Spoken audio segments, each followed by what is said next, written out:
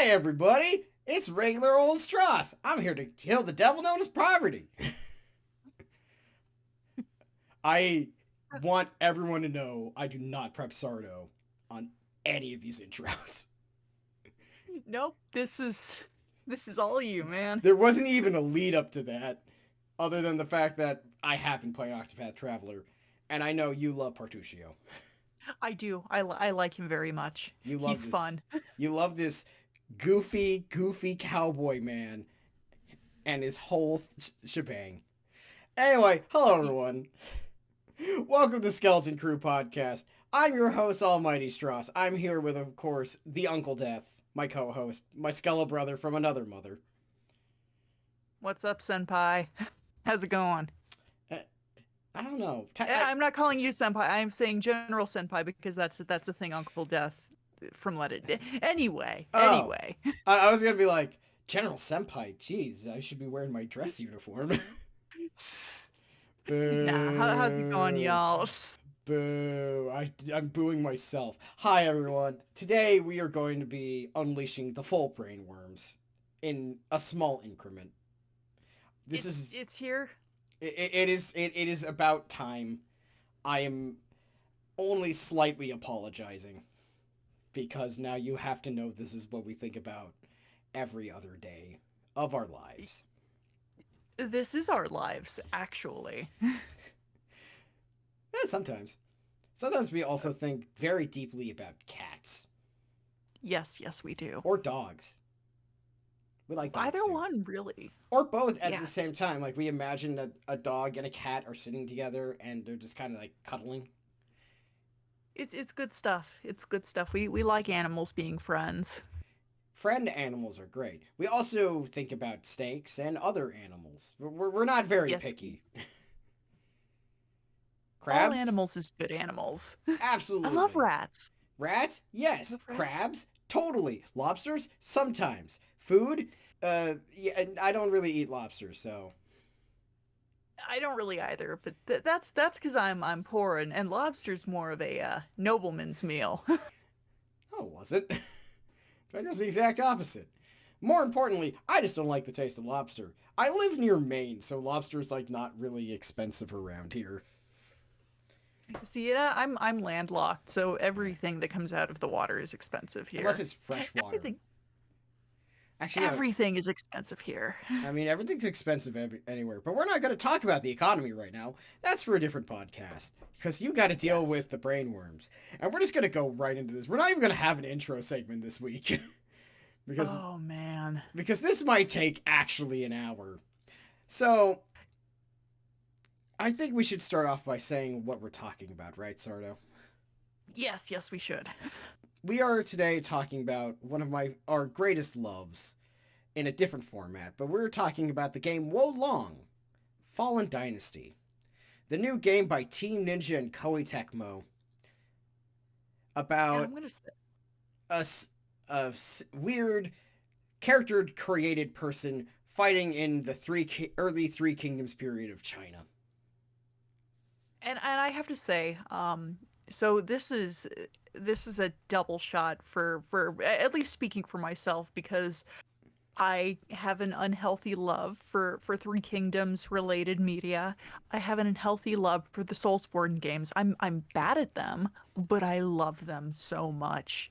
I love their aesthetic. I love just what they are. So this is not good for my brain. And me, who basically can say the exact same thing, except I'm not terrible at them. The only real difference is, I guess, aptitude. Yeah, I'm real bad at video games. And there's nothing wrong with that.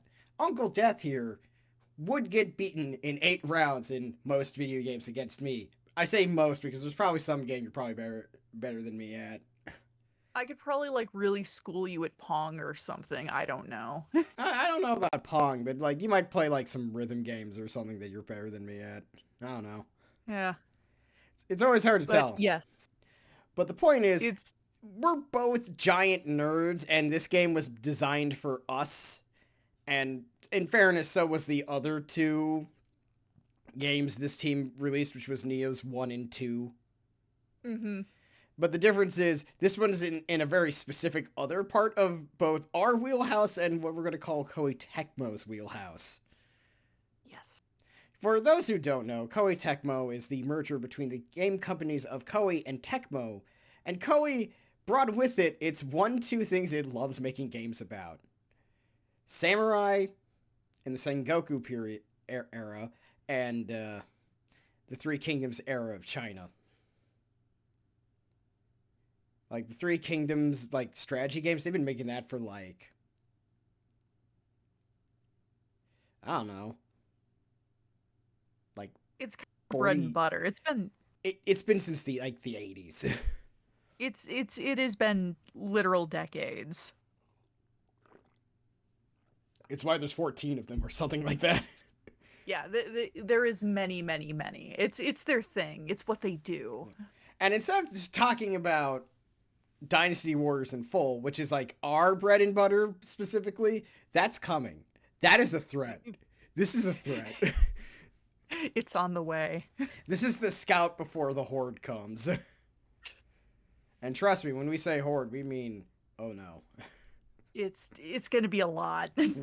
It's gonna be multiple episodes at one point. Yes, it is. But we're specifically talking about Wo Long because it's like, oh, this is a fun little intersection of stuff that we like. Mm-hmm.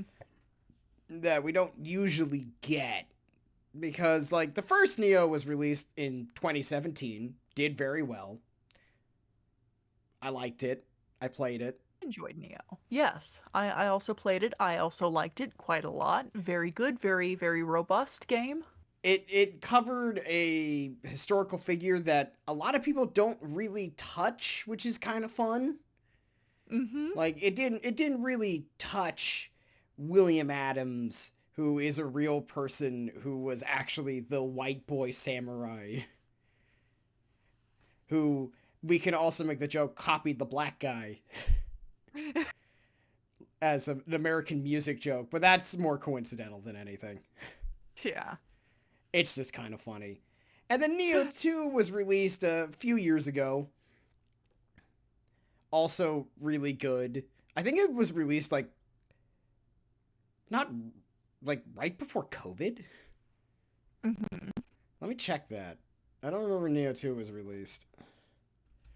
Because I remember it coming out and then like playing a lot of it and then not a... Yeah, it came out March 12th, 2020.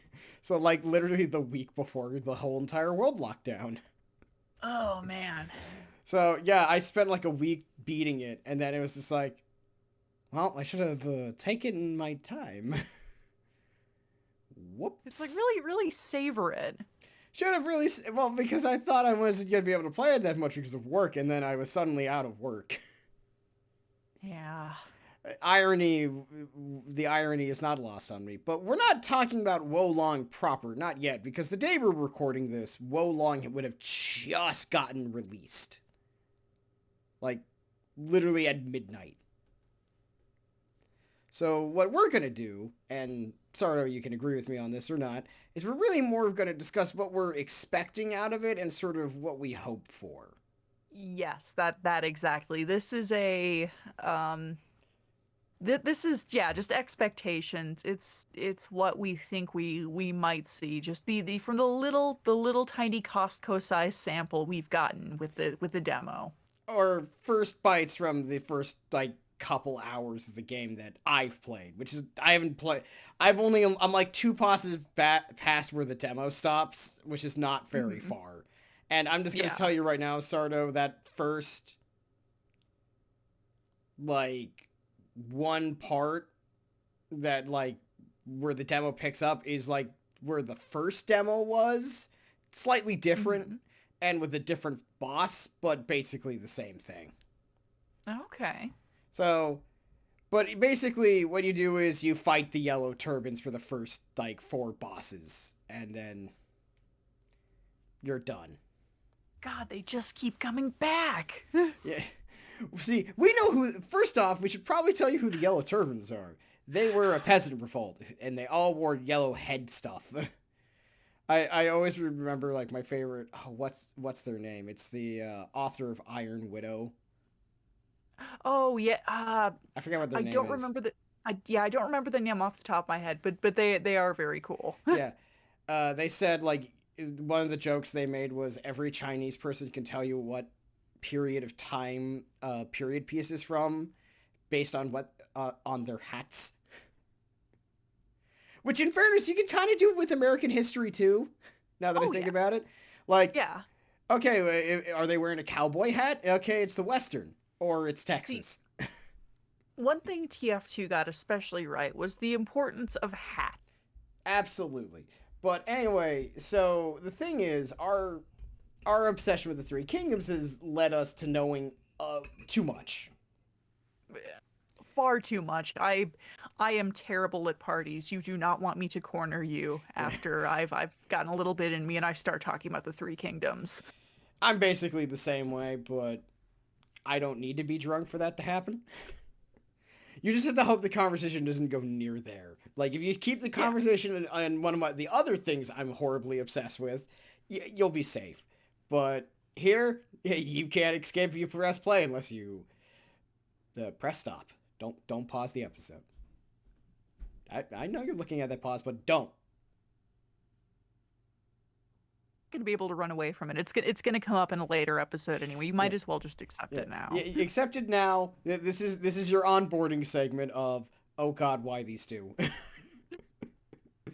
So I guess we're gonna start off with this is a Souls-like. So it's going to be different from what we're used to because we're used to like Three Kingdoms games being very broad strokes. Yes. It's cutting a very wide swath across very, very large periods of history. Because I think that the thing with Dynasty Warriors is that that covers long periods of time. Mm-hmm. It is the life and death of like entire families and several generations, and it's a lot. To So put this this, is I think to put it in perspective, the usual story of the romance of the Three Kingdoms, which is what a lot of this stuff is based on. Anyway, the point that I'm trying to make is that when the story starts, usually historically with the meeting of Liu Bei and his sworn brothers Guan Yu and Zhang Fei.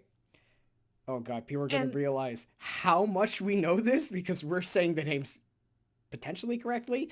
I never figured and that out. Liu Bei is sort of the he is the protagonist of our shonen anime, if you will. At least from the perspective of Romance of the Three Kingdoms, because the dude who wrote that was kind of a fanboy. And also from the area where he ruled, which it's also a bit of propaganda. Not that that's a bad thing. It's also Confucian idealism of paying respects to the family slash he was a member of the imperial family, very distantly related, but still a member of it. Yeah. And we need to mention, for those who don't know, the Han Dynasty is the important one. Like, in China, if you were to ask the average Chinese person which dynasty in China is the one that's most important, they will probably say the Han. Likely so. I believe if I remember correctly, they ruled the longest. I'm not 100% certain on that. I would need to double check, but more importantly, like ethnically, the majority of China is Han Chinese, which would probably tell you how they feel about it. Hmm. When you say that's what we are, you could tell that the Han dynasty is important. And much like most dynasties, the Han fell to ruin usually in the most normal way of corruption, bad choices, eunuchs being involved. Because for some reason, everyone keeps using eunuchs, despite the fact that there's always problems with eunuchs. It's my favorite thing, right, Sardo? Eunuchs. Yeah. I just love the fact that it's my favorite thing about Chinese history. It's like every dynasty falls and it's like eunuchs are involved. And you'd think after like the third time people would stop. That it's the Dinkelberg meme, but with eunuchs. It's like, why do we keep bringing these? It's like, ah, man, all these eunuchs keep causing problems because without their sex organs, they decided that scheming for real power was the way to go. Why do they keep causing problems? Because you. It's like, oh, why? This is the fifth eunuch rebellion we've had. What's going on? I just think they're neat. But yes, so the point is, like, in Romance of the Three Kingdoms, Liu Bei is historically the main character, sort of. Because the problem with a lot of romances, and when we say romance, we mean the classical sense of romance, as in it's an epic, Yes. I don't think exaggerated. Well, okay, the Romance of the Three Kingdoms is hilariously exaggerated, but I Very much so. Zhuge Liang is a wizard, and he does wizard stuff. Somehow this And means the Shuhan don't win. and he's not the only wizard. There are several wizards. Yeah, that's not even counting like the three Yellow Turban brothers who absolutely also are wizards. It's three wizard brothers. What are the odds? In fairness, in the case of Wo Long, only two of them are wizards. One of them is a big beefy boy who hits people with a large mallet. Yes. And we appreciate this level of diversity. But going into Wo Long, like that entire diatribe should tell you exactly how bad this is going to get, people. But the thing is, the Yellow Turban Rebellion is usually where this story starts, because it's the first major moment of the Han Dynasty failing. It's the inciting incident. Yeah. It's historically blamed as the cause of the fall, but proper historian be like, you don't have a peasant rebellion unless things are already going wrong. Yeah, I mean, it's like, why are the peasants rebelling? Well, probably because things are kind of fucked up. Yeah. But anyway, so the point is, and then eventually it goes into country falls apart, bunch of people start fighting each other, and then a lot of the people we're about to mention all die at some point. Yes. And their kids take over, and then it keeps going for another, 40 years. Which leads to a very interesting question. Where do you think Wo Long's going to end on the timeline? That's an excellent question. I am not sure. What's your guess? For those who have to understand, the Three Kingdoms period starts in, the mid-late 2nd century, and it ends, middle-late 3rd century, so it's, over 100 years pass before this whole just absolute chaos is finally finished. And not even by the people that you think it's going to be ended by. Because the question really is what is the best end point for a story like this? Especially if you want to do a sequel. If it does well enough to have a sequel, I would put it probably somewhere around the death of Guan Yu. Yeah, I would have to agree. I think that that's a good cutoff point. It's, You get most of the, famous stuff that happens during this time period. If you want to do a major set piece, half of that has already happened.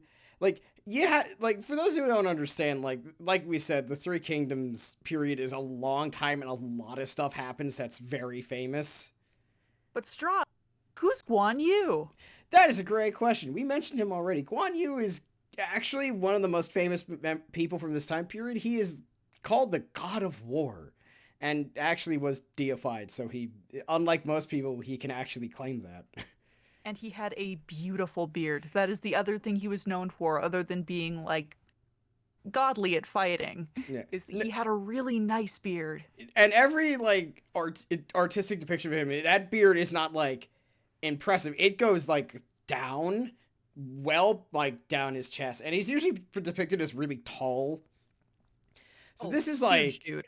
Yeah, he's usually depicted as very tall, so therefore this beard is, at least 2 feet long.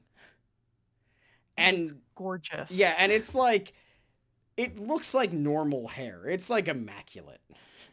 It's silky and soft, and honestly, if I had a beard, I would feel very insecure looking at him. I, I don't worry about it because I don't grow a full beard because it makes my head look like a basketball.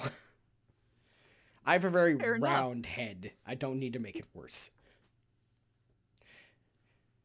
But the point is, we use the death of Guan Yu because that's sort of like the cutoff point for when like the story transfers from the age of like all these legendary heroes into the age of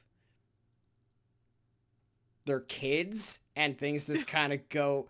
One of the problems with talking about the romance of the Three Kingdoms is that there comes a point where things just kind of stall out and it's just kind of waiting for things to end.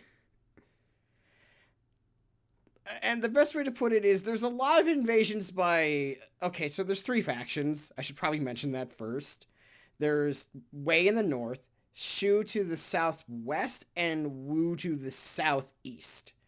And if I may summarize all of these briefly. Go. Take your time with it.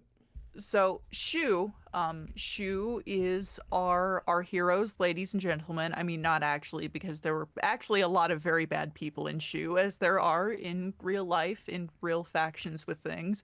But Shu is typically the focus point with a lot of this stuff. It's Liu Bei and his sworn brothers and all their family and friends. And then you have Wei, and Wei is typically seen as more morally gray, if not outright morally grimy, because Wei has Cao Cao, who was also a particularly esteemed figure, but very, very ambitious and ruthless. And yes, go ahead, Stross. And by ruthless, we mean, like, classically ruthless. I mean, if you're on his bad side, you will die. He was a girl boss. Cao Cao had girl boss energies. He would gatekeep. Gaslight and gatekeep. I don't think he went to gatekeep. I think he would just go straight to murder. This is true. Yeah, he wouldn't. He doesn't have time for gatekeeping. Gatekeeping requires time. He does not have time. And then you have Wu, which is typically the one that everybody ignores, which is a shame. Wu had the Sun siblings, Sun Jian, who was I believe a relative of the Art of War guy, Sun Tzu. Yeah, Sun Tzu. They claim that the Warring States period, not the one we're talking about, a different one. The autumn and spring one. China has been around so long that there's several warring states periods, and they have to all have... You have to have different names for them when you get into, like, the double digits. It's like the other warring states period. But yes, Sun Jian, relative of Sun Tzu, and who was the father of several of the Sun siblings who were famous. You have Sun Ce, who was the little conqueror and was the successful sibling. You have Sun Quan, who was the fail son. And the fail son who was somehow successful for many years, relatively speaking. The cringe fail son. Who did not die. Who did not die. And then you have Sun Shangxiang, who was the girl and married Liu Bei. And that marriage was a failure, by the way. They did not care much for each other. Don't let them lie to you. And there is a lot of propaganda about how, no, it was actually a very happy arranged marriage. They loved each other. No, they didn't. No, there is no statement in the original text of them even liking each other. It was a political marriage. She was way younger than him, probably. Yep. And the moment that alliance failed, she peaced out. So, and especially and this is mostly my experience with Dynasty Warriors informing this take, but Wu is basically family. Sorry, I showed Sardo a video of a bunch of guys dressed like Vin Diesel's character in Fast and the Furious saying family, and it's now something between us. It's gonna come up more than once. But it's that's woo. Am I incorrect in saying that that is typically the No, take that they I get want to make branded this with? about, like, in Dynasty Wars, which informs a lot of our sort of views on these characters and this time period. Wei is the evil, ambitious people who have gotten less and less evil with each installment. Because Sometimes, we like them. We because like them. well, no, the problem is that Koei Tecmo ran into the problem of they're the fun ones that everybody actually likes. Yes. Not that they're the most popular, but a lot of people like them because they were fun and they had some of the most fun characters. We will get there. And Woo's the family one, where because like they need to do something with these characters that even the book kind of ignores. Like when I say the death of Guan Yu and then it's waiting for the end, most of that time is just Wu and Wei invading each other uselessly for like 50 years. there's some intense slap fights going on there. And then there's the secret fourth faction that gets introduced later. Jean, The Kingdom of Jin. The ones who which actually win, which is the funniest part about the whole thing, is that all of this mess means nothing. None of the original heroes end up accomplishing anything. The winners is Suma Yi going, ha ha ha ha, surprise, motherfucker! It's and this me! uh, And my the kids! the romance of the Three Kingdoms is epitomized by that story about the Australian skater who won because everybody else fell over. Yeah, pretty much. Like, it should be noted that we're also summing up a lot of history towards the end, where eventually the Soon family falls to infighting and loses to Jean. Shu falls, the Justice Boys, as I think we like to call them. The hero faction, you can't see the quotation marks, but just imagine my skeletal fingers going, heroes, lose first, because of course they do. Of course. Because they're actually in the worst position, like, by default. Because, like, the Kingdom of Wu's origin is mostly that they are Southern Chinese and they're doing it for Southern China, because even back in late antiquity, Southern China and Northern China was always sort of different. That's why Mm-hmm. they existed. And then Wei had like most of the resources in northern China, and so over here in like the shitty western part of China with mostly mountains is Shu being like, "We'll win. We have God and anime on our side. What do you mean we have no resources? We're gonna You invade can't run this." on benevolence. Yeah, sadly you can't run on benevolence or saying you're gonna be benevolent. You can try, but you're not going to get very far. Sadly, that's not how economics works. It also is not how it usually works according to most economists, but that's a different problem. Yes. You're not exempt economist. We see you. Yeah. Anyway, point is, going into Wo Long, we're very informed by Dynasty Warriors' interpretation of a lot of these characters, which is not necessarily accurate to any real thing other than Other than Dynasty Warriors, it's yeah. I was trying to think of something, and I'm like, sometimes it's based in fact, and sometimes it's kind of sort of based in fact. Like, it, it's a little like having it's like having your historical knowledge informed by like your knowledge of American history informed by knowing a lot about Thomas Jefferson from Fake Grand Order.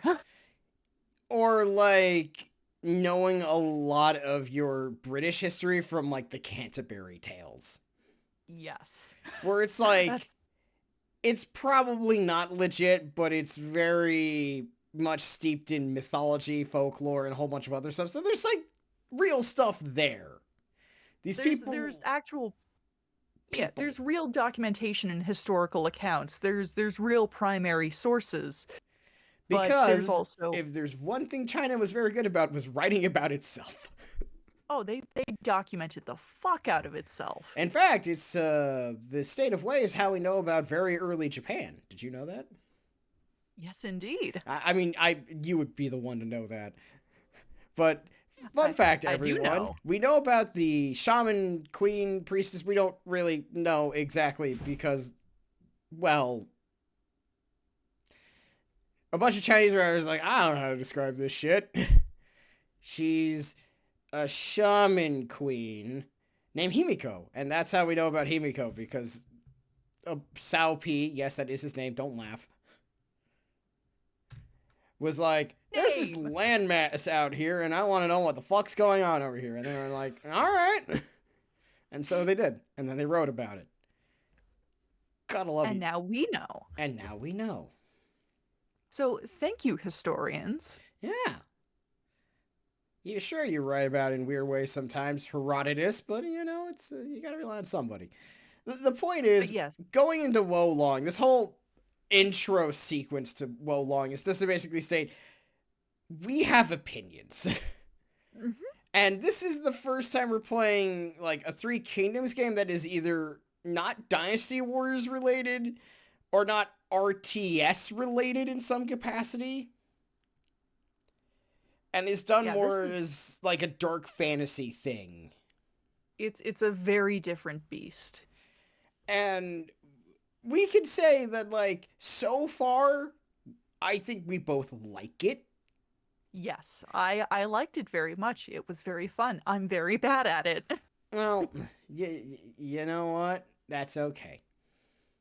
You don't have to be good at everything. Yes. But I know for me it's like so far we're in like the very early part of the timeline. There's this weird chi wizard girl.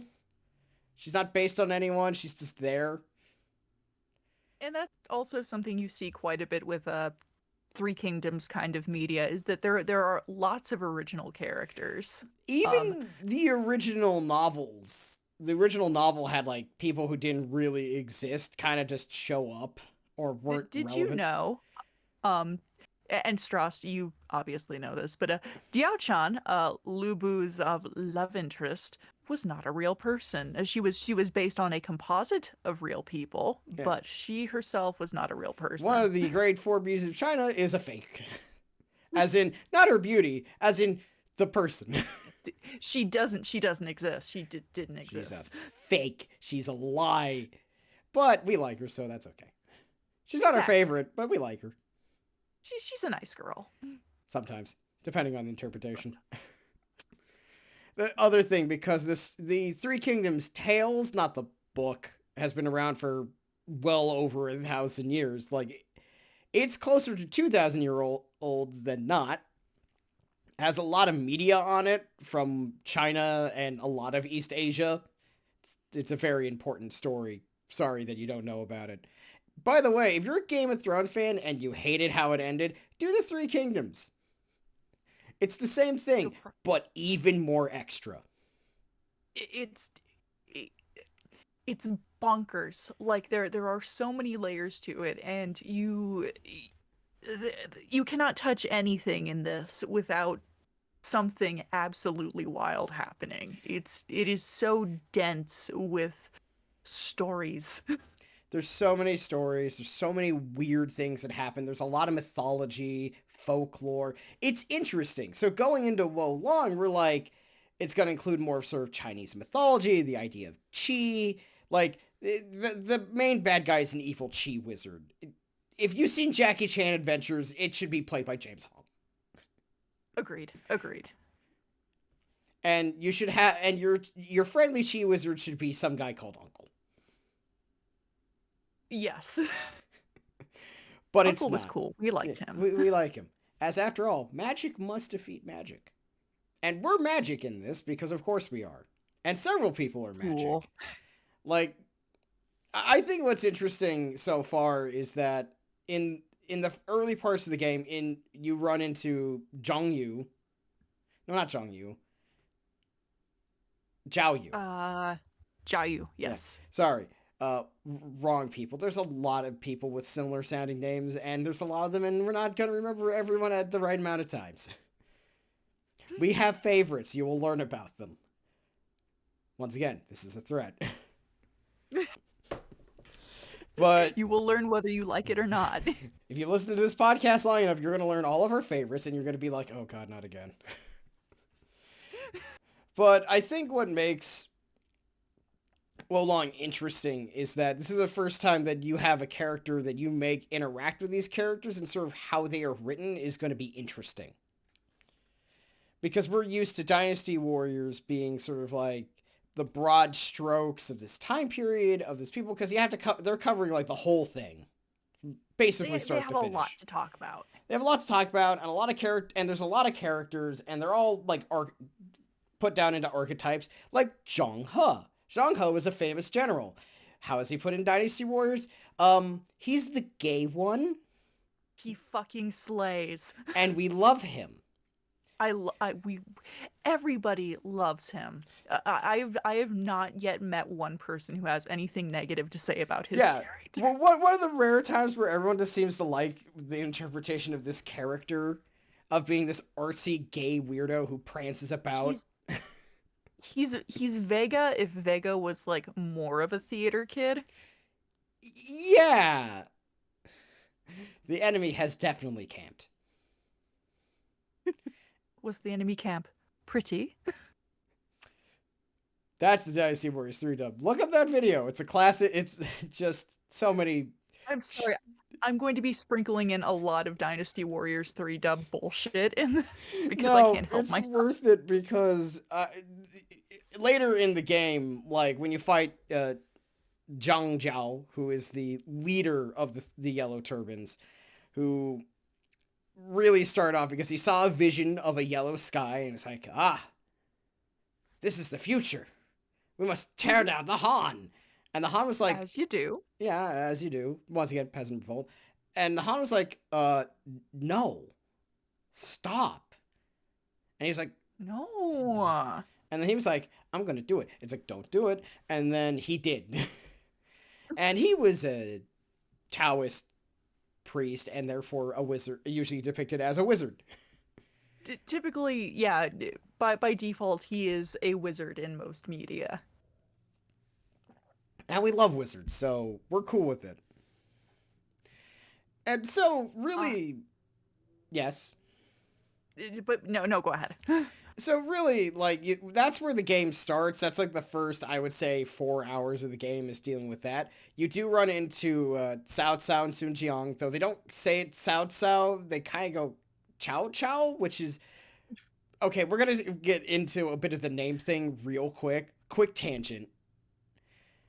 We don't speak Mandarin. No. We do not speak the language, and how it's exactly pronounced depends on who you're asking when it comes to people in English, because it's not pronounced how it's spelled.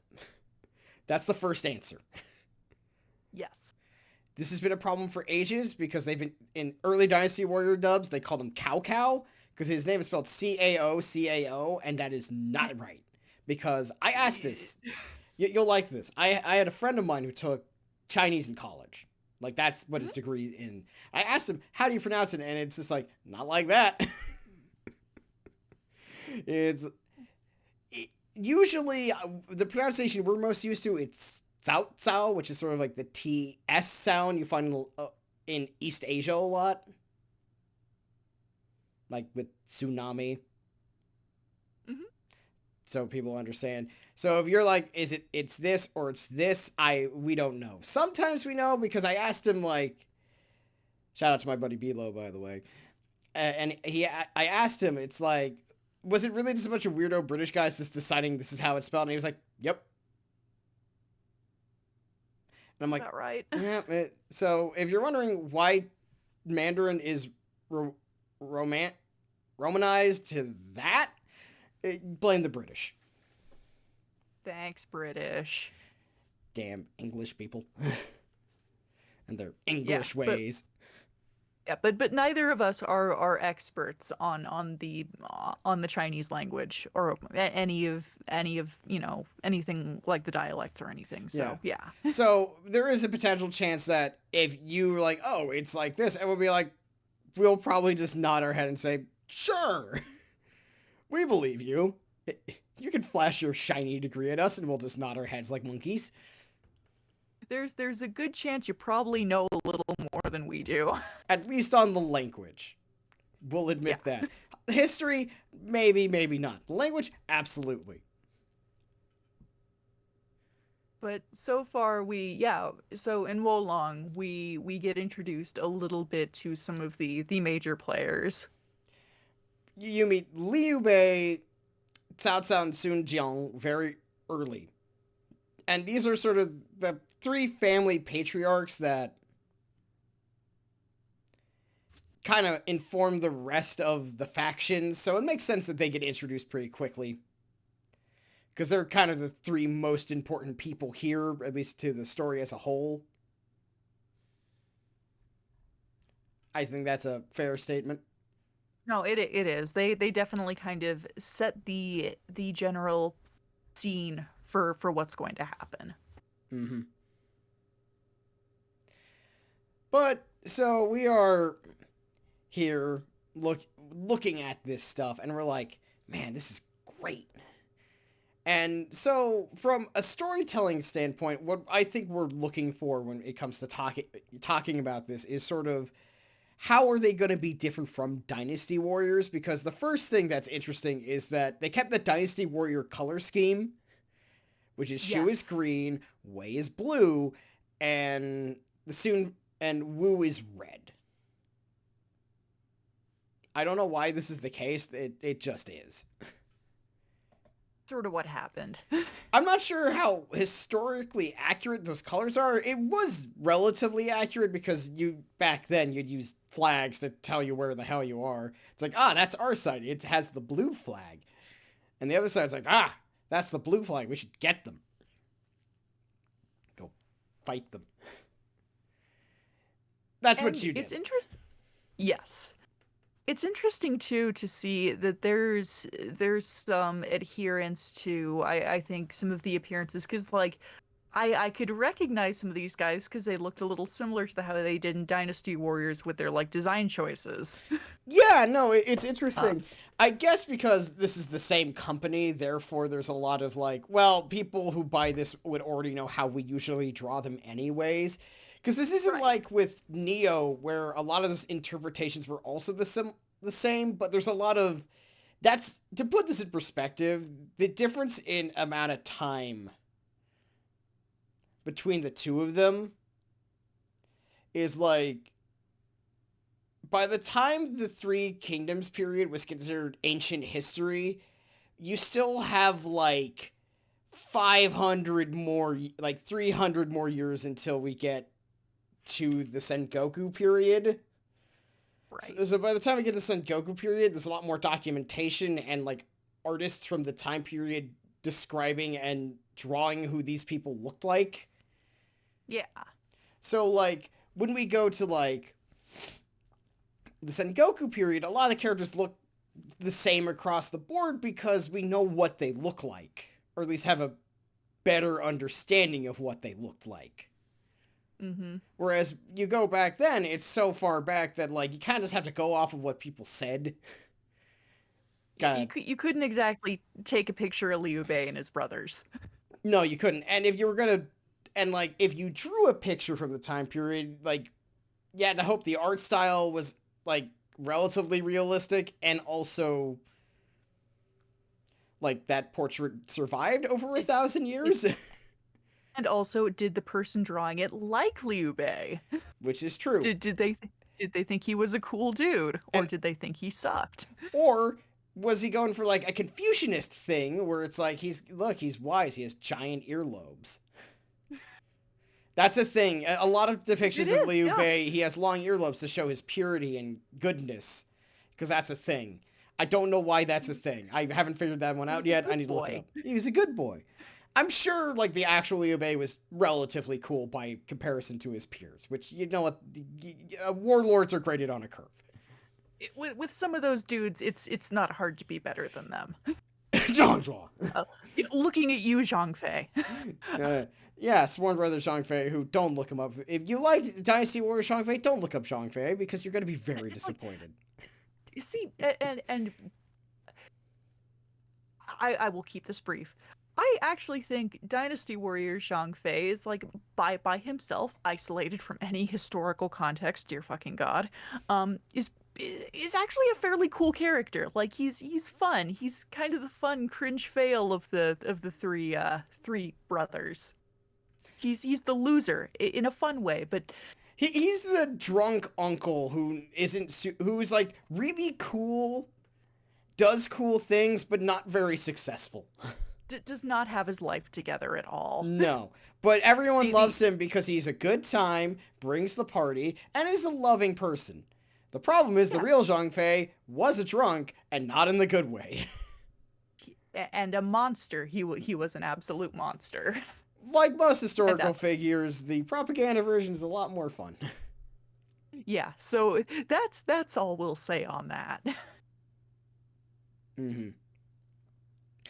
We're not going to go any deeper because if we do, we're going to start this episode is going to be very off the rails all the time. We don't have time to unpack all that. Yeah. But the point we're trying to make is that we're curious, sort of like, is the writing going to be very similar? Like, some traits are going to be the same. Like, Zhang Fei is famous as a hothead, so he's going to be a hothead. I already ran into him. He's a hothead. Mm-hmm. Guan Yu's the calm, temperamental one. Because that's just how he's normally depicted across the media, because that's what he probably was to some extent. Right. It's I one mean, of those things. You can't be like super good at war, I feel like, without kind of having it together a little bit. Yeah, it's like with sports. You need to be calm, cool, collected so you can, like, make a good decision sometimes. Not all the He's the time. patron saint of jocks. Yeah. Like, that's how it worked. That's how it be sometime. And then Liu Bei is a little more, and how they choose to represent Liu Bei in this is going to be interesting to me, because I think how media chooses to depict him says quite a bit about the story overall. Because It also says a lot about who's writing it. Yes. Because I think, as you and I would both agree, like, if he's depicted as a good guy, that's very, like, we're going the traditional route. Mm-hmm. Which is fine. We're not... Yeah. We don't think that's a bad thing. You can make that interesting. We've Right. seen it before, but, like, we still down. But you sort of make him depicted as sort of a conflicted hero. That's also interesting. And I think they might go more the conflicted hero route with Yeah, him here, because just because of the general tone. Yeah, not just the general tone, but, like, that first trailer, like, and another big key to the writing is how they depict Cao Cao, because that's the key. If Cao Cao is depicted as a straight up villain, then we know where this is going. No matter what you do with Liu Bei, we know where this is gonna end. Yeah. But so far, he isn't in the first, like, and last story trailer where he was shown, and I think it's the only trailer he was shown.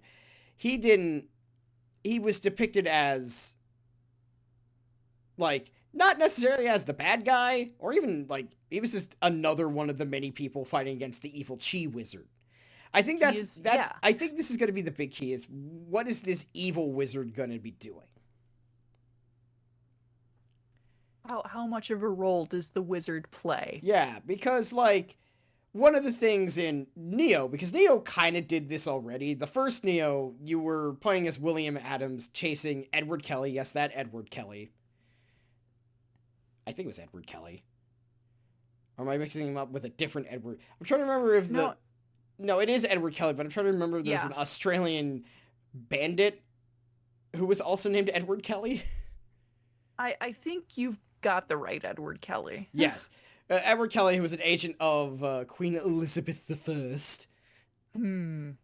And was trying to collect magic crystals in Japan to fight the Spanish Armada. Yes, that was the plot to the villain plot to the first game of Neo, for those wondering, like, what is the villain's plan?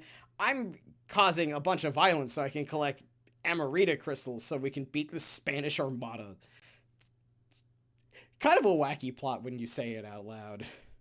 I mean, again, as one does. Yes, as one does. But what happens is, like, he's basically an evil wizard doing evil wizard shit the entire time. And so he does evil wizard stuff. Yes. And it manipulates to the infamous Battle of Sekigahara, and you stop him. That's kind of the point.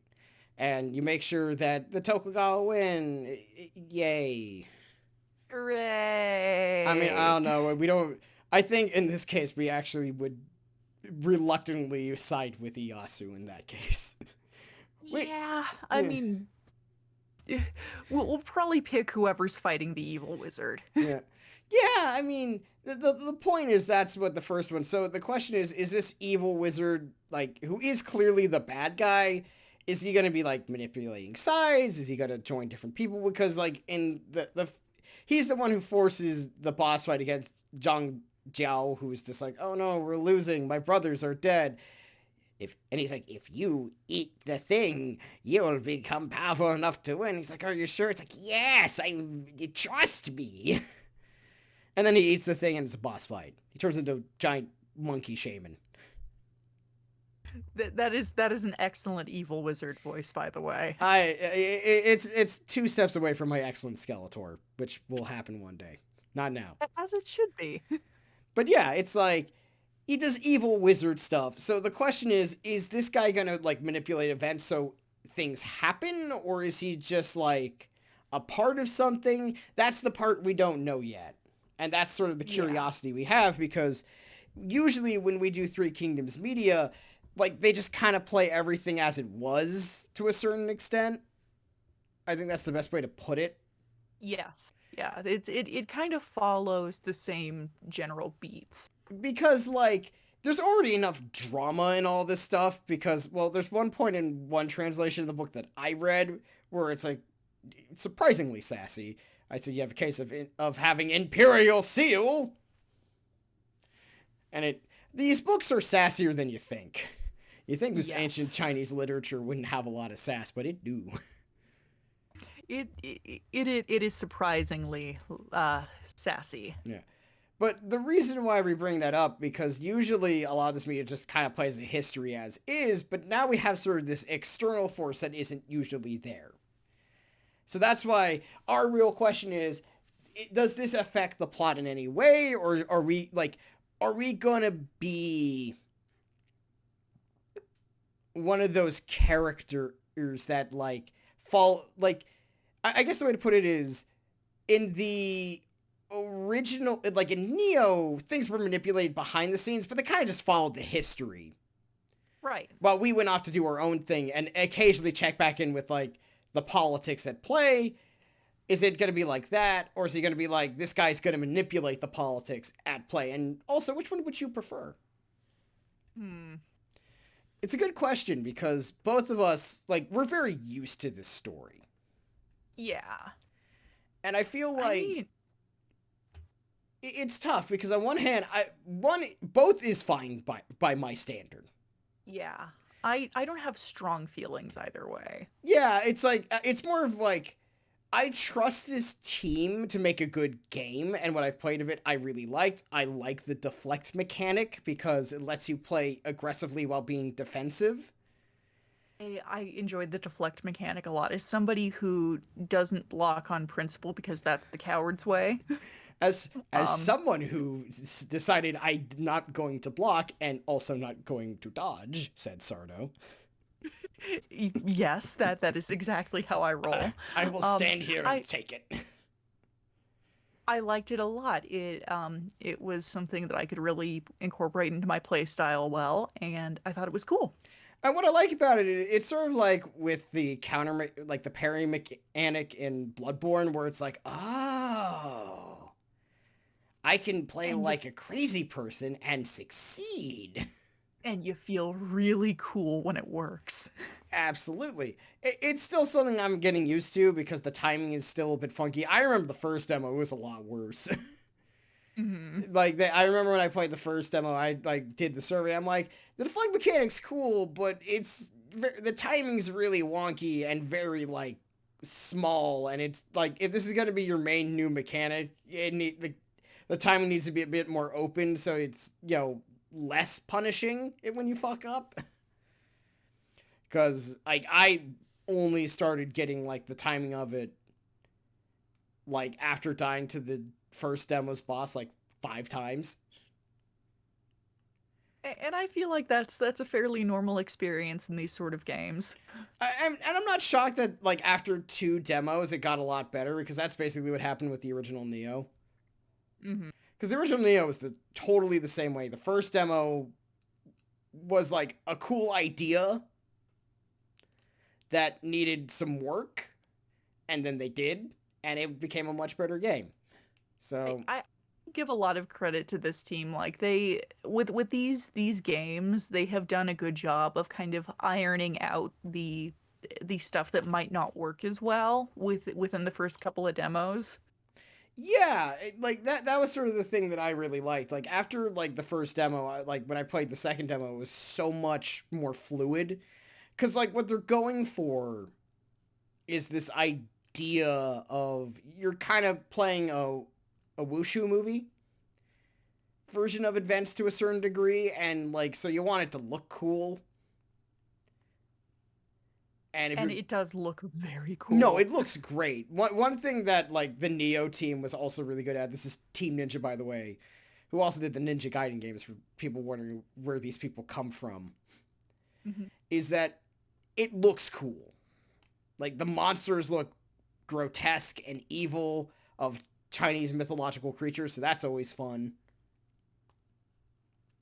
And thing I like about that on that particular train of thought is everything looks very grimy, but in a whimsical way, which I think is a fun combination. Yeah, it's like it's a dirt and grime, but it's like the type of dirt and grime you get from like, oh, people are like in the fields fighting and they're like covered in dirt and blood, and it's like they look like badasses. Or more It's accurately, they look like Aragorn in the Lord of the Rings, where it's still somehow hot. that, precisely that. Remember, everyone, Viggo Mortensen looked his hottest when he was the most in pain. I I love a man who's been rolled around in the dirt and had his little toe bones broken. We're gonna have a Lord of the Rings episode. I know it. Oh yeah, we are. Yeah. You know that's Return of the King's coming back to the theaters for its 20th anniversary. Oh dear God, I'm so old. I know. Both like yay and also oh god, but not as old as the Three Kingdoms period of China, which is over 2,000, which is almost 2,000 years old. And nobody's as old as that because that's not a realistic human lifespan. No, it's not, unless you're some sort of chi wizard, or in that case, you're breaking the laws of nature, and that's usually bad. But you know, I mean, you've probably worked very hard to get there, so it's okay. So, we respect it. It depends. Are you using the good chi or the bad chi? Because they use like evil chi a lot in the dialogue, and it's so inherently silly. But it's played straight, so you don't mind it as much, I guess is the best way to put it. Yeah, I thought it worked fairly well. Like the setting makes it pretty easy to roll with. I think the best way to put it is it's that it's played straight in a way that's just so like it's one of those things where there's enough sincerity to it and treatment of like this is actually what is happening that you don't feel bad. You don't giggle at it as much. You giggle at it a couple of times because they use it like twice in a sentence, like, this evil chi is causing horrible things to happen. It must be evil. I sense it. And like that's inherently goofy, no matter how straight you play it, and it's acted. But you know, that's more because you can have fun with it, and it's just fun. It's nice to see them embrace it. I maybe this is a side effect of like so much cultural inundation of like, you know, winking at the camera, tongue in cheek kind of stuff over here in the US, but it's nice. I like it. Yeah, I agree. We'll probably talk more about that fact later on. But it's just nice as someone. It's just played straight, It's like, Yeah. no, an evil wizard did it, and now you have to stop the evil wizard, and the evil wizard is vaguely threatening. I haven't seen a lot of him yet, so I can't. I like him. His design's I really cool. Oh, his design kicks ass. Like, Like I think yeah. he has like kind of a bald head and like long wispy gray hair and a big gray beard, and he's got like a weird like tattoo mark, and he's got weird eyes, and he's like, ah. Yeah, like the first minute I saw him, like this dude fucks. This is how you draw an evil chi wizard.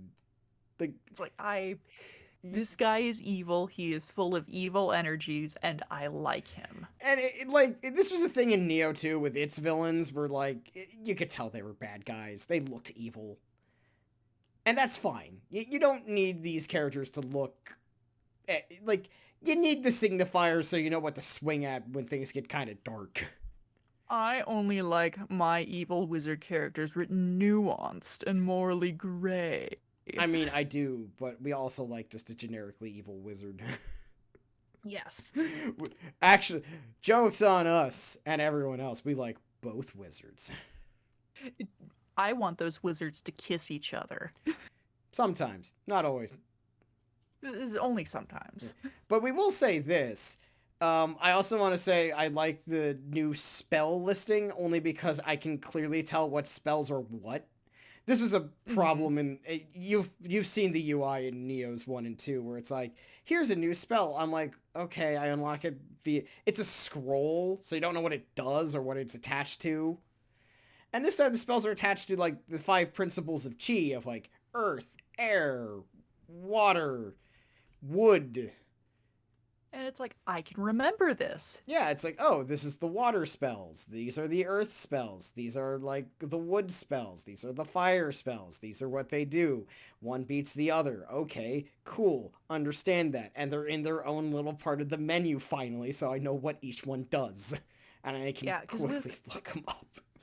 With Neo, I found myself a lot like, well, cool, I learned a new spell. Ready to never use it because I don't know what the fuck it does. Yeah. That was a problem a lot in Neo, was that you kind of only used the spells you understood, at least in our case. Mm-hmm. I mean, admittedly, when I play these games, I usually play a combat, like a melee character because it's the easiest to do and easiest to set up, and I figure that out fairly quickly. Same. But it's not that we don't like playing the wizards in these games. It's just that unlike Dark Souls, which is more medieval fantasy, so like the spells are usually pretty obvious what they do. Like, this one throws a fireball. Got it. That's the fire school. This one does faith casting. Okay, figured that out. This one fires weird energy bolts. That's the wizard spell. But Neo is like, this one fires water. This one fires wind. This one does like a weird talisman thingy that causes your defense to go up. And this one causes your enemy to have heavier weight periodically. And it's just like, once you figured it out, those were the spells that you used, but you didn't use half the spells. And let you do a backflip, but we're not going to tell you that. Yeah, sometimes they would let you do weird shit. But yeah, I think they've definitely they've kind of tightened up the system, and it plays nice. It's easy to understand. I mean, more also because like each one is in like its own tech tree. Mm-hmm. For each spell, so you can understand like, oh, this is the water list, so it's like shoots ice, it uses water, and it does like X, Y, and Z. I haven't dug too deep into it yet, but I've only played like I said, only the first few hours, so I'm not super deep. I've had like the village portion, which is like you eventually go to a chi wizard village where there's one NPC who I swear to God was also in Wrath of the Righteous. It sounds like Lan, and I'm like, if this is like, he says one word, and I'm like, Lan, is that you? I haven't seen you since we fought on Absalon. No, actually, it's Galarion, and you haven't met Lan yet. You will meet Lan eventually, but I think you might like Lan. I think so. Yeah. But it's just like I swear this is this guy because if it is, that means he's a Yu-Gi-Oh alum, which Wrath of the Righteous has so many of those, as in Hell more than yeah. 2. It's like 3 or 4. It's a shocking amount, Nice. as in more than 2. Just a stunning amount of former Yu-Gi-Ohs. I mean, it's like one character is played by the guy who played Joey Wheeler. One is Duke Devlin, and I it's not who you think it's going to be, by the way. oh, this is very exciting. And one of them is Lisa Ortiz, who I recognize her immediately all the time now. Mm-hmm. But yeah, so a little tangent there, and that's more for Sardo than for anyone else. The point is, it's, I think, really, like, I know we're going to like the game from a gameplay standpoint. The Yeah. question we are asking ourselves going into this game is, what are they going to do with the setting in a much more sort of dark fantasy style? Because usually, like, Dynasty Warriors is goofy. It's inherently tropey and comical and silly. It's it's everything with a very intense cartoon filter applied to it. Which is fun, and we like it. Usually. Sometimes we don't. More times than not, we like Yeah. it. Sometimes it depends on the entry. Yes. Because we'll talk more Dynasty Warriors proper one day. Because, oh god, that's like a 90-minute podcast in itself. Just our feelings on entries alone. Oh yes, indeed. We're not ready for that conversation yet. I mean, and when no. I say we, I mean the audience. Yeah, you guys who are listening are not ready for this. We definitely are ready for this. We have Okay, so we're prepared. Yes, go on. So another question about Wolong that's been sitting in the back of my mind because we haven't seen this guy yet. When are we going to get to see Lu Bu? You know, and he was in the trailers, because if there's one thing Three Kingdoms Media understands, is that Lu Bu is inherently a selling point. Lu Bu is the Shadow the Hedgehog of Three Kingdoms Media. Kinda, yeah. I mean, I would say more, not that or the Knuckles situation. Yes. Where it's like, he's a character, so Lu Bu is like the undisputed considered best warrior of the time period, who is also an incredibly impulsive idiot who does many bad decisions. Lu Bu was a dumbass. Lu Bu was a dumbass, but he was a very powerful dumbass, which means he's very fun.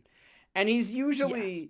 because one of the big parts of the early parts of the story is the conflict against a man named Dong Zhuo, who took over the capital, took over the young emperor, and it was like, I'm just the worst.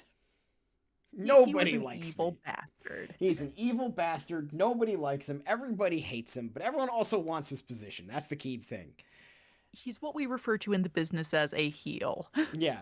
He's the ultimate heel. He gets a lot of heat, and he's fun. He's a fun, evil, bad guy with a big old beard and a big fat belly, usually, because he sits around being a glutton, because overeating is usually considered a sin, because not everyone had a lot to eat back in the day. So, Yeah. how dare he? The nerve. The nerve of the man. But the point is, and he's like a hedonist, which is also usually not considered a good thing. It's also probably not good for your health. Probably not. Fun, though. Very fun. Yeah. So we are basically looking at, like, we know they're gonna show up. Like, you can't really tell, especially with where the story is. There's no way they're not showing up. So there's a question of, are we gonna fight Lu Bu? Are we gonna be, like, kind of sort of friends with him? We don't know. I think in a perfect world we get both.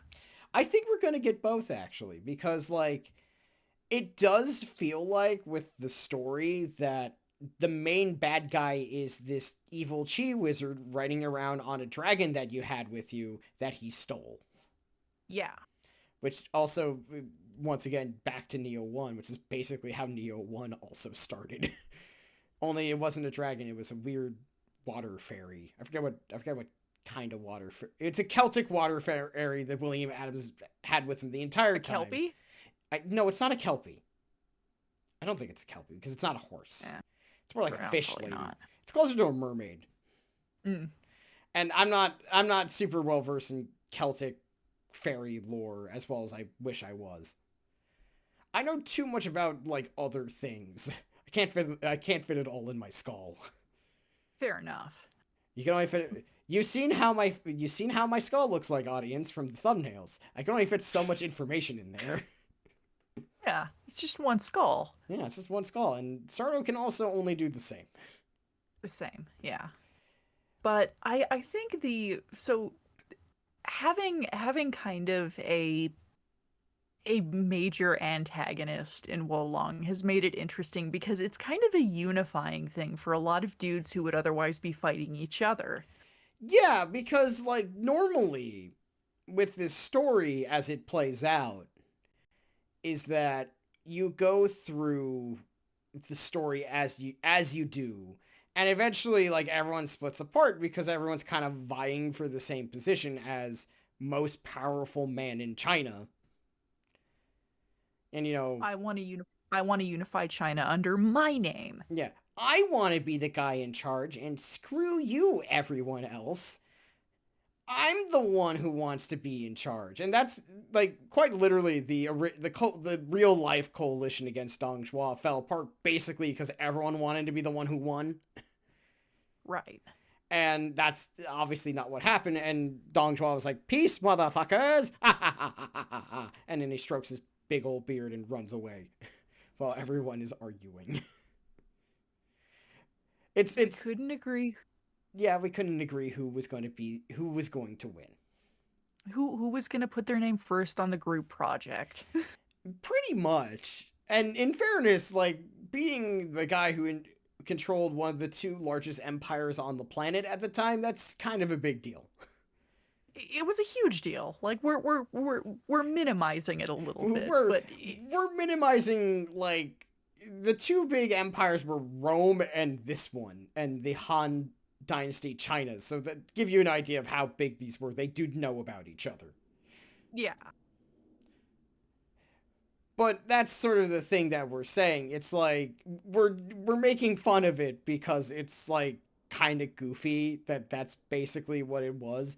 It's all just high school. Oh, it is. It totally is. It's just high school. But now that we have but as you said, Sardo, it's that we now have this weird unifying force here to go up against. How does that change or not change things is something we don't know yet. We are gonna probably, once we both get deep enough into the game to like comment more, we'll probably have like a closing thoughts podcast. Mm-hmm. Because we're like, oh, this is what happened, and we're like, oh, that's different, oh, that's interesting, or it wasn't very good, but I liked playing it. I'm gonna make my personal prediction for how I think this is going to play out. All right. I think there is going to be a degree of unity. In the beginning, I think there is going to be a little bit of, working together to defeat the evil wizard. And then Cao Cao is going to pull a heel move, and he is going to decide that maybe he can get one up, he can claw for some more power by screwing over the other faction somehow, and then it allows the evil wizard to get some up in a way, and then he's like, ah! And because Cao Cao had to be himself. Cao Cao has to be that bitch. He has to be that bitch. He's not here to make friends. Damn straight. Here's what I think is going to happen. What I think is going to happen is that, number one, the wizard's going to go to Dong Zhuo first. Because yes, that's the easiest next place he's going to go. Because Dong Zhuo is already evil. He's going to be like, more power, you say. And then the wizard's going to be... Yeah, it's like, evil chi. That sounds like fun. Because Dong Zhuo is the easiest, obvious, like... If there's any one person who's the quote-unquote antagonist of the story, it's kind of Dong Zhuo. Because there's never been a depiction of him that's good. He's the guy in a modern setting you could sell NFTs to, no question. Or he sells NFTs. Both. Yes. Both for sure. But basically, Dong Zhuo is the classic bad guy character. Like, it's usually Cao Cao towards the end because Dong Zhuo kind of dies unceremoniously in, like, the middle. So then it's going to end up in Lu Bu's hands. And then after that is going to be the fun part. Because that could go anywhere. Yeah, it's because after Lu Bu's out of the picture, who knows? Because, like, we both could be like, okay, it starts with the yellow turbans, then it goes to Dong Zhuo, because duh, like, he's the bad guy, and the guy everybody hates getting the evil chi wizard is kind of the most obvious second part of this. Not that that's a bad thing. Being predictable is not bad, it's just how you play it is the important part. And then moving to Lu Bu, because Lu Bu kills Dong Zhuo, because, once again, we said he was impulsive, and we meant it. Lu Bu had like 4 adopted dads and he murdered them all. I thought it was... And that was history. He had, like, 3-4 dads, and he killed at least 3 of them. Not a great batting average. Well, unless you're batting for murdered dads, and then it's a great batting average. Yeah, yeah, you're right. It all depends. It depends. If he was going to murder dads, he absolutely batted at least 100% or like 700, which is, great. That's an incredible night out. If he was trying not to kill his dads, then he did a terrible job. Depends on what he was going out to do. We don't know. He, unsurprisingly, the world's biggest jock wasn't very famed for writing things down or listening to his strategist. And here I am physically restraining myself not to say anything. I know. I knew. I'm being smug about it. I'm like, you are baiting me. I am baiting. I am being a key baiter and being like, I'm putting this on the table. I'm not gonna say anything. Not yet, because we know that's opening up a floodgate. That's a dangerous floodgate to open on episode 4. That's a Xiapi level floodgate there, my friend. That is like literally the Hoover Dam about to burst. It will not end well. Or it will. I don't know. Probably after the Hoover Dam, though.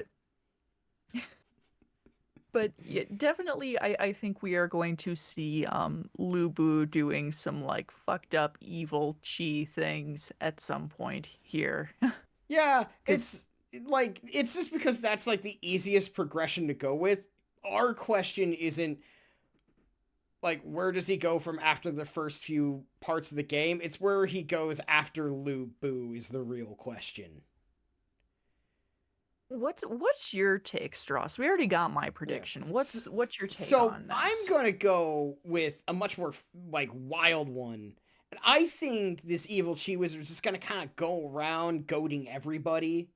Ooh. Like, because our character is friends with these people, but he's not. Yeah. But they're not like. But they're like holed up clearly in this hub village because you haven't reached that part yet, but I have, and it's like so obvious this is the hub. Like, the blacksmith you run into in the demo ends up there. Which, that kind of says all you need to know about whether or not this is the hub section of the game. Yeah. So, it's like, okay. I think while we're off doing missions and stuff, we come back and they're like, Chun Chuang, you should do this and ally with Liu Bei. And he's like, oh, yeah, no, that's a good idea. Because I think that's how I would do it. It's just that this guy, like, constantly is just causing problems. Yeah. Like, instead on purpose. Yeah, on purpose, like, making this conflict last as long as possible. Which would be fun. Because that way, all these major characters who have, like, their fans and people who really like them don't have to be like, oh, mine's the bad guy this time. Yeah. Like, he's gonna twist, like, Liu Bei's idea of benevolence to the point of being, like, kind of weird. So what if it was actually benevolent to murder people? Have you ever thought about that, Liu Bei? What if it was No. benevolent to take over Chendo? Oh my god, he has a point. The people are suffering. You should go help them. I mean, that's just my guess. It could be anything. That's why we're interested. Yeah. Because we just don't know. And this is kind of the first time we've seen the Three Kingdoms not played straight as like a historical text or as a slightly fantastical text. Like, this is straight up fantasy. Yeah. And we're not used to that. Because for some reason, like, the Three Kingdoms period is, like, both mythologized, but mythologized in a way where it's, like, a glorious moment filled with mighty heroes and great human beings, but not really fantastical. We're not going to give them actual magic, though. That'd just be weird. So, our hopes is that it's interesting and fun to play, and we'll find out. Yes. We'll probably have at some point in, like, probably towards the end of the month or early next month, where we're like, all right, we beat Wo Long, and here was our thoughts on it. And we're like, oh, that was really interesting. So... Also, Be ready I for can that. already say, just from what I have played of this game and what I have taken in of the general aesthetic, I want a sequel to this game so bad it makes my head explode because I want to see how they do Suma Yi. If he doesn't show up proper. If he doesn't show up in this one, because I don't know, like I'm probably gonna be wrong. I don't think he's gonna show up in this. I don't know if they'd cover the bit of the story that he's in this one. But if that's not the case, I hope we get a second game because I want to see him because I know he's gonna look sick. And also, we might as well talk about that briefly. It's that one of the reasons why we also like this is because it's nice to see these characters in a non-Dynasty Warrior context, because the last time we did was like the Total War game that they made, which was fun to see them in like a more historical looking outfit instead of their usual, like, here's Dynasty Warriors. They're dressed like silly anime people. Sometimes. Each game is different. So sometimes the outfit's good, sometimes the outfit is not. But I love the cool general kind of like dark fantasy twist of Wolong. I think I like what they're doing with it. I like the kind of vision that they have. And Suma Yi is such a wild character in general, like historically too. Just He's, for those who don't know, Sima Yi was like one of the two most brilliant men at AK to be strategists during the time period, and has a long-running rivalry with Zhuge Liang, who was also super brilliant. And he's like the evil one, or yes, or at least the smarmy one. he's the mean one. Yeah, he's the one who, if you asked him, can I copy your homework, instead of trying to help you like Zhuge Liang, he just leaves you on read. He's so evil. He's the one who's a dick, and we love him because he is a Yes, dick. he is the Skeletor to Zhuge Liang's He-Man. I would say, like, Zhuge Liang's more of a Merlin, and then he's the... But that's beside the point, really. You get what I mean. Yeah. A dyke. Oh, no! Once again, the Dynasty Warriors 3 dub. Go watch any video on it. It is worth your time. It is hilarious. And also historically absolute legend because this man allegedly like faked sick for multiple months at a time to get out of responsibilities. Legend. Legend. Absolute legend. We should all take a hint from him sometimes. I agree. The point is, like, the designs look cool. Like, everyone looks pretty neat, but they're still, like, familiar because they're going with, I guess, like, a dark fantasy twist on what we're used to from the Dynasty Warriors game. So we're like, our curiosity is, where does it go and how much we're going to like that, because we don't know. Yeah. We haven't played it enough yet. Yeah. So I'm interested to see what your reaction to this is going to be, because I am probably going to because I know my limits and I like to have fun. I'm probably going to watch gameplay for a lot of this because I am historically not very good at these games. But you are better at these than I am, so you're going to have a different experience, and I'm looking forward to hearing your take on everything. Yeah, no, it's something gonna be interesting because like one thing that colors my knowledge of like Soulsborne stuff has always taught me. I'm sorry, Soulsborne's Shadow died twice in the Elden Ring. Did you know Discord? Did you know OBS has a pause button for recording? I had no idea. This is gonna help me edit. Ah, thanks, OBS. Yeah, but anyway, point is, uh, as someone who has played a lot of Soulsborne Shadows Die in the Elden Ring, trying my best to fit all these games together. I hope you like it. It's beautiful, very good. Thank you. Is that like how people perceive characters can be very fascinating because it could be on how a boss fight goes, Hmm. like people's reaction to them. So it's going to be curious to see how my reaction is like, oh, this part really was annoying. Like I already know from just like my early playings of it, like the second human boss you fight, which is one of the Zhang brothers. It's the from the end of the demo. It's the one who's like the really spookily one. Was a pain in the ass. He was a pain in the ass to fight. Only because he does the one thing I hate when people do is, and he warped around that arena all the time, and I'm like, get back here, you son of a bitch.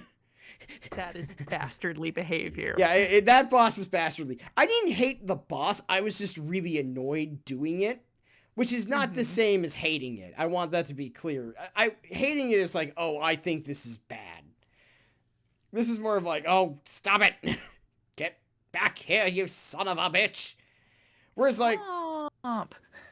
yeah, whereas like fighting Zhang Jiao was actually kind of fun because he was a really large boss. He was like the really big boss, the first really big boss that you fight, other than that boar. And like the boar wasn't that hard. I just discovered that if you get over encumbered, it makes deflecting a lot harder, and that made that boss so much harder to fight. I didn't know that was a thing until I realized, like, wait a minute, I'm over the weight limit. Let me try this again under the weight limit. So I'm like in the middle of the boss fight, fussing with my inventory, and I do it. I'm like, oh yeah, this is much easier. Oh, I was screwing myself over by wearing heavier armor. I see what I did wrong here. Empty your pockets before you fight a guy. Yeah.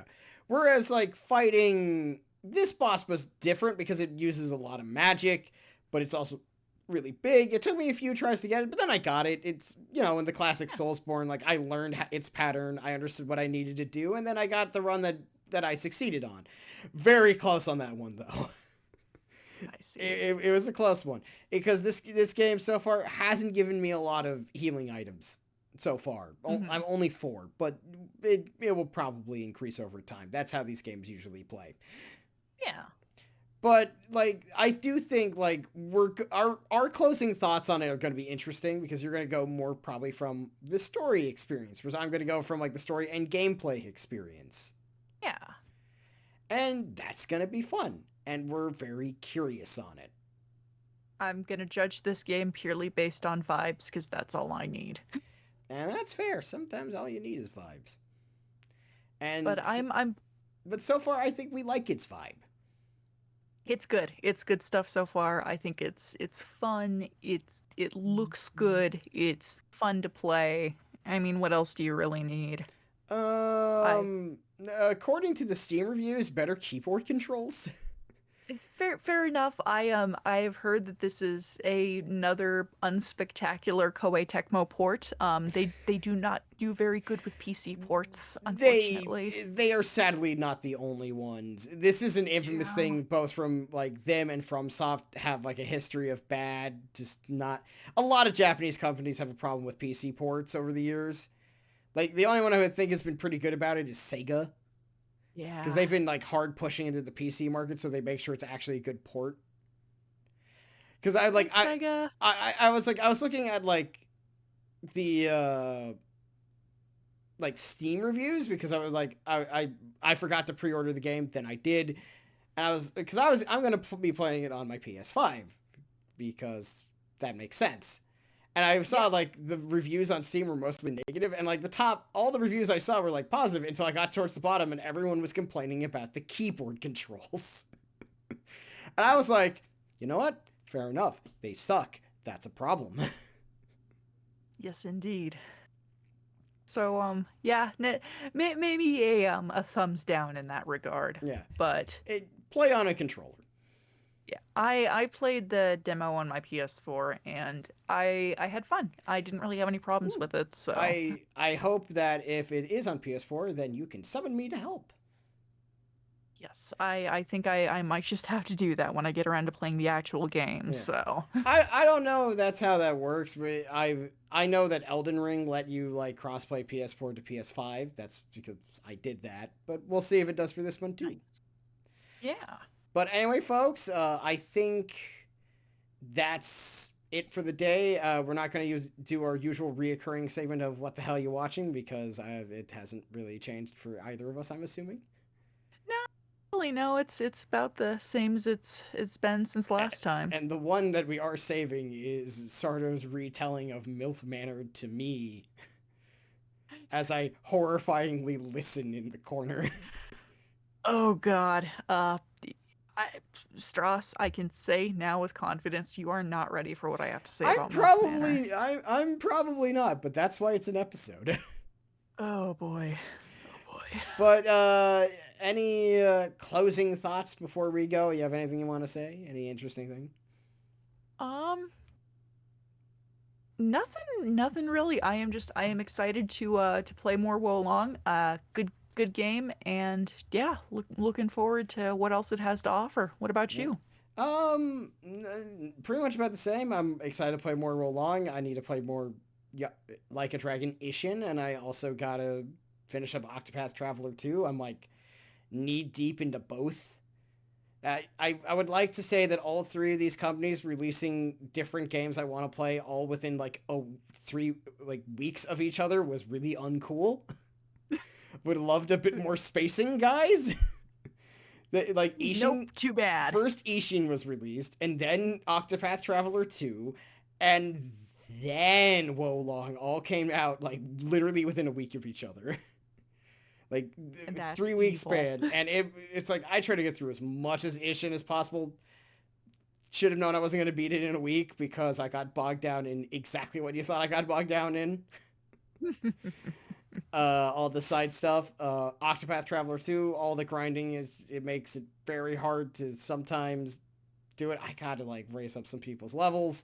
And now Wo Long's out. Luckily, I'm gonna be out of town next weekend, so me and Octopath Traveler 2 are gonna be best friends on an airplane for a while.